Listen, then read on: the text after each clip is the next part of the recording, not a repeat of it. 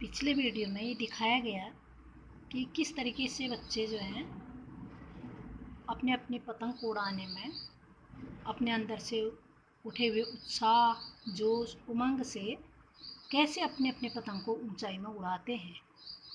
किस तरीके से वो किलकारियाँ मारते हुए, सीटियाँ बजाते हुए इधर उधर भागते फिरते हैं।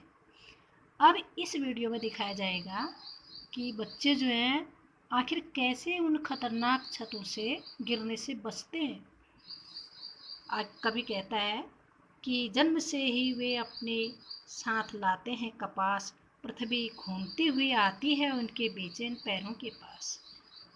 कवि कहता है कि बच्चे जो होते हैं बड़े नाजुक होते हैं, बड़े मुलायम होते हैं, गुदगुदे होते हैं, कपास की तरह गुदगुदे होते हैं। यानी बच्चों के शरीर की तुलना जो है कपास से कर रखी है। बच्चों का शरीर बड़ा मुलायम होता है, यानी बाहरी चोट, आघात, खरोच का उनके शरीर पर कोई भी प्रभाव नहीं पड़ता है। तब कवि कहता है कि बच्चे जो हैं खतरनाक छतों में इधर उधर भागते हैं, फिरते हैं और वो उनके पैरों में इतनी तेजी आती है, ऐसा प्रतीत होता है कि बच्चों के बेचैन पैरों के पास खुद पृथ्वी जो है घूमते हुए आती है। जब वे दौड़ते हैं बेसुध, छतों को भी नरम बनाते हुए, दिशाओं को मृदंग की तरह बजाते हुए। कवि बोलता है कि जब बच्चे इधर उधर भागते हैं, बेसुध होते हैं, उनको कोई अपनी सुध बुध नहीं रहती है, तो उनके जो मुलायम नाजुक गुदगुदे पाँव हैं, तो कभी अपनी कल्पना करता है इन नाजुक मुलायम पाँव से ऐसा प्रतीत होता है कि वो कठोर छत भी क्या बन जाती है, नरम बन जाती है। अब सारे बच्चे एक साथ इधर उधर भागते हैं, उनके पैरों से चलने की जो आवाज़ आती है, तो वो पदचाप उनको कहते हैं। उन पदचापों से ऐसा प्रतीत होता है कि चारों दिशाओं में एक मधुर संगीत, मृदंग यानी जो एक वाद्य यंत्र है, वो मधुर संगीत जो है चारों दिशाओं में बजता सा प्रतीत होता है। यहाँ पर तुलना कर रखी है, बच्चों के पदचापों की तुलना कर रखी है मृदंग से। तो तब आगे कवि कहता है, जब वे पेग भरते हुए चले आते हैं डाल की तरह लचीले बेग से अक्सर। तो कवि कहता है कि जब बच्चे इधर उधर भागते हैं, छत में एक किनारे से दूसरे किनारे की ओर भागते हैं, तो ऐसा प्रतीत होता है कि बच्चे जैसे जो पेड़ की डालियां हैं, लचीली डालियां हैं, उन डालियों को पकड़कर जैसे बच्चे इधर उधर झूला झूलते हैं, एक ओर से दूसरी ओर भागते हैं, दूसरी ओर से उस ओर भागते हैं, तो ऐसे ही प्रतीत हो रहे हैं जैसे कि उन डालों को, लचीले डालों को पकड़कर पूरे वेग के साथ, पूरी तेजी के साथ वो इधर उधर भाग रहे हैं, ऐसा प्रतीत होता है। आगे,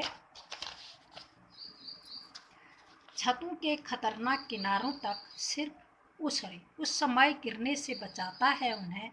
कवि कहता है इन खतरनाक छतों के किनारे से बच्चे गिरते नहीं। आखिर कौन है, कौन उनको बचाता है, कौन सी ऐसी चीज़ है जो इन खतरनाक छतों से बच्चों को गिरने से बचाता है? वह है सिर्फ उनके ही रोमांची शरीर का संगीत। उनके शरीर में जो तेजी आती है, उमंग आता है, जोश आता है, उत्साह आता है, वही उत्साह का संगीत जो है बच्चों को उन खतरनाक छतों से गिरने से बचाता है। साथ ही साथ जब बच्चे पतंग उड़ा रहे होते हैं, उनका ध्यान तो केवल अब भाई ये है कि वो अपने अपनी पतंग को ऊंचाइयों में डालेंगे, बच्चों को छोड़ देंगे, बच्चों की पतंगों को काटने की कोशिश करेंगे। हर किसी का यही एक लक्ष्य रहता है कि नहीं, सबसे ऊंची मेरी पतंग हो।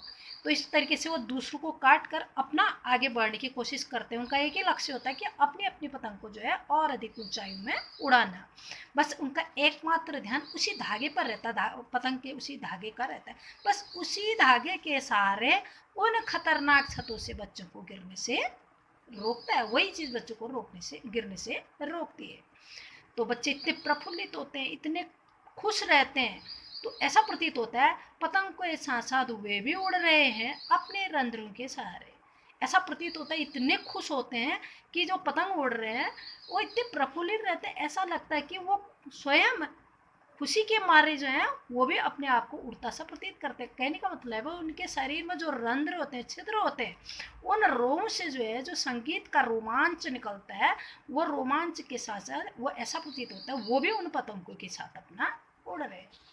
अब बेटा इसका जो काव्यांश के क्वेश्चन बनेंगे वो ये बनेंगे कि बच्चों के जो मासूम शरीर है उस शरीर की तुलना किससे की है। दूसरा प्रश्न बनेगा कि किस तरीके से आखिर जो घूमती हुई पृथ्वी है उनके बेचैन पैरों के पास आती है। तीसरा है कि बेसुध दौड़ते हुए बच्चों के जो नाजुक पांव हैं उन पांव से छतों पर क्या प्रभाव पड़ता है। अगला है मृदंग शब्द किसके लिए किसका प्रतीक है। अगला है कि बच्चों का एक ओर से दूसरी ओर भागना, इसकी तुलना किससे की गई है। अगला है खतरनाक छतों से गिरने से बच्चों को कौन बचाता है। अगला है बच्चों का एकमात्र लक्ष्य क्या होता है। लास्ट, पतंगों के साथ साथ वे भी उड़ रहे अपने रंध्रों के सहारे, इसका आशय स्पष्ट करें। अगला है इस काव्यांश में आए हुए बिंबों का वर्णन करें, अर्थात दृश्य बिंब, श्रव्य बिंब और स्पर्श बिंब का वर्णन करें। लास्ट है कि इस काव्यांश का जो काव्य सौंदर्य है, यानी इसमें आए हुए अलंकार, रस, छंद, भाषा का वर्णन करें। लास्ट 4 लाइन है, अगर वे कभी गिरते हैं छतों के खतरनाक किनारों से और बच जाते हैं तब तो।